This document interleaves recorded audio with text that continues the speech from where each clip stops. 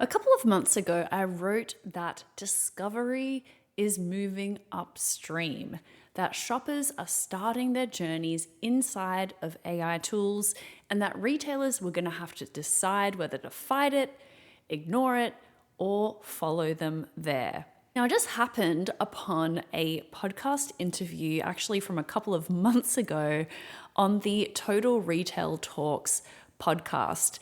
And on this episode, Ashley Furniture's SVP of e-commerce and marketing, Nick Lezin, described what that shift actually looks like from inside the largest furniture retailer in the US.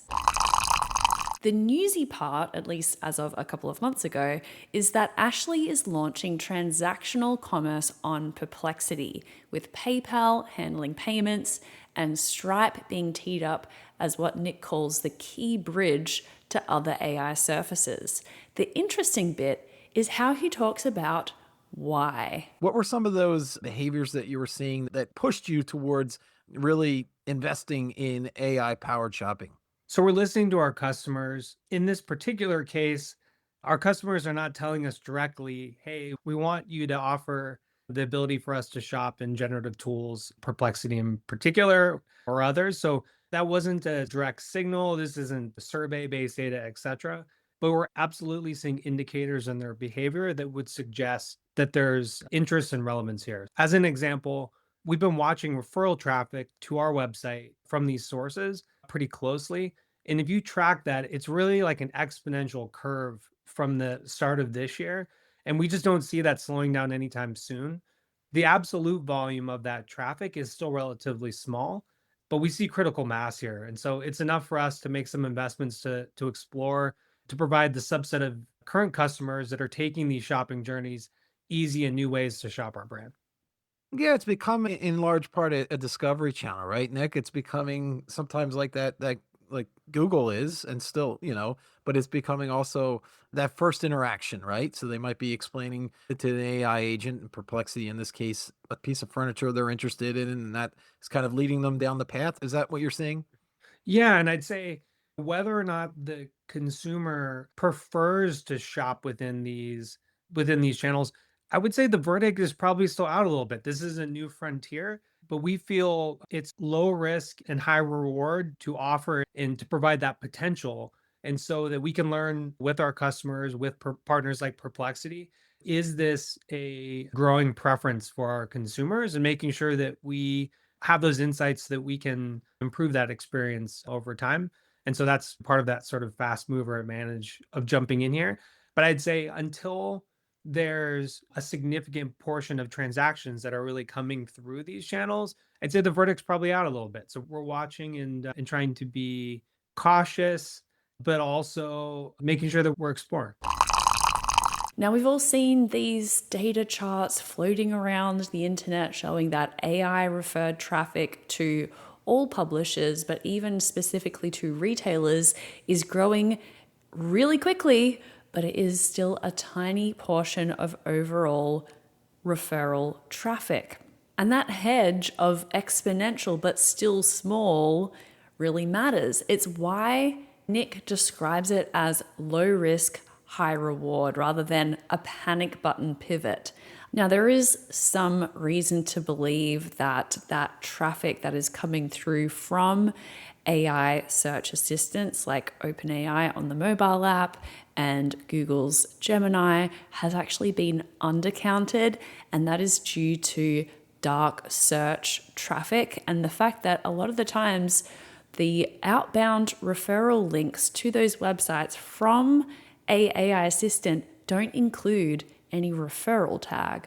So it is a shared thesis out there that a lot of this traffic has been undercounted in the past. But that aside, it is really interesting to hear how Ashley Furniture is thinking about this. Look, it's still small, but it is growing so quickly that we really see the moment to get in and start experimenting to be now, rather than when it gets really big and really serious. And if we take a chance early, we don't have a whole lot to lose. Now, another interesting part about this interview is how Nick framed content hygiene, let's call it. static PDPs, imagery, attributes that don't get updated. This is the work that nobody wants to fund, that nobody wants to do, that has fallen off of the boardroom agendas because why? Well, it doesn't immediately make money like a retail media program does. It's not urgent, but this is actually the moment, the catalyst for a lot of that retroactive catalog work that had to be done years and years ago. Now is actually the moment to view AI-enabled shopping as a catalyst to go and do all of that stuff that could never get funding, never get attention. It was just a hot potato. And this is actually a wonderful, wonderful gift to retailers and brands to finally get back on the map with this retroactive content hygiene work that needed to be done. And Nick names this in public. He talks about a catalog at Ashley that is thousands and thousands of items deep. They still need to fix it, and now they have a real motive to do so. Let's listen. Now there's this whole other realm of these AI platforms that you're trying to generate traffic from. Does that impact how you think about the content and copy, including product data on your site? It does. I would say this is an area where introspectively we feel we have a ton of opportunity for improvement. I think, one of the factors that has probably been a bit of a lower focus or consideration, but I think is going to be really important moving forward is just how dynamic that content is for inline product and like how often that's getting refreshed, whether it's product imagery or descriptions or social mentions, the like. I'd say we've probably been overly static to date. And this is an area where we see a huge opportunity to be much more dynamic and keep content fresh for products that may stay online for 3 to 5 years, and maybe historically we're a bit more static. How do we keep that fresh and sort of rejuvenated over time? And so that's a pretty considerable effort when you talk about a product catalog that's thousands and thousands of items deep, but it will be an exciting opportunity for us to solve for, and we think that's going to be really key moving forward when it comes to shopping, particularly within some of these AI tools like Perplexity.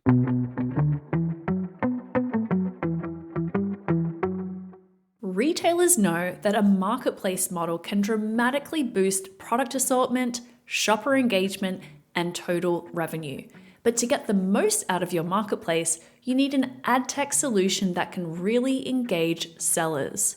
Miracle Ads is powering the future of retail media for leading retailers to activate both 3P sellers and 1P brands. Learn more at miracle.com. That's MIRAKL.com. Now, Nick makes a really important point here, both for other retailers and for brands, that AI is an amplifier, not a crutch. Retailers that treat it as an opportunity to augment customer buying patterns and signals and be where the customer is and think about the future and think about their catalog and think of this as a catalyst to improve product content, supply chain, customer service is something that Nick mentioned as well, needed to be sort of addressed with this move as well. This is a real catalyst moment. And perhaps instead of dismissing it, retailers and brands can look towards this as an opportunity, however long range it is, to get permission and investment to go and fix the things that needed to be fixed for a long time. I think our actions, they kind of signal that we're believers, that we think that there's a huge rapid transformation that's happening right now, and that we don't want that to happen to us. We want to be a participant in shaping that. So that's our point of view. I would say as a recommendation or what we think, other brands need to do to really show up and be relevant. I'd say within our company, this has led a major fire, like to look in the mirror, have honest conversations around wherever we can raise the bar on our overall guest experience. That could be infrastructure, data, talent gaps, but overall, just like massive action for continuous improvement in just the guest experience in general. And, that flows through to to everything, whether that's ratings and reviews or NPS and recommendations. But we need obviously the capabilities, like the technical capabilities in order to enrich and deliver a better guest experience. But we also need to make sure that we're just prioritizing that and like really driving that forward. And we think AI or without AI, that is just table stakes for good retail. And so those are big focal points. And I'd say there's just a lot of excitement around that within the organization of leaning in there and improving it. And also an acknowledgement that there's just many areas that we aren't as good as we want to be or that we know that we can be. I think that the evolutions in commerce that we're talking about, they're huge opportunities to deliver richer, more relevant shopping experiences for our guests. What's really interesting about this announcement, and after this, I'm going to go check out what this looks like on Perplexity today, is that this was initially launched with just one AI model partner, Perplexity. And that's how it really can start. One partner, one forward-thinking e-commerce leader, and a whole bunch of initiatives get dragged along with it for the better. So this to me is an ancillary but wonderfully optimistic and perfect use case for embracing some AI optimism, if only to benefit personally, politically, within your organization. Listen, don't we all need to hype what we're doing sometimes? I think this is a really great case study in utilizing momentum to get things done that have needed to get done for a long time. I'll link up to the full episode in the show notes. There's actually way more interesting things that Nick and the host of the podcast, Joe, discuss. I just touched on a couple of them. Definitely recommend checking it out. Thanks for listening, and I'll catch you tomorrow.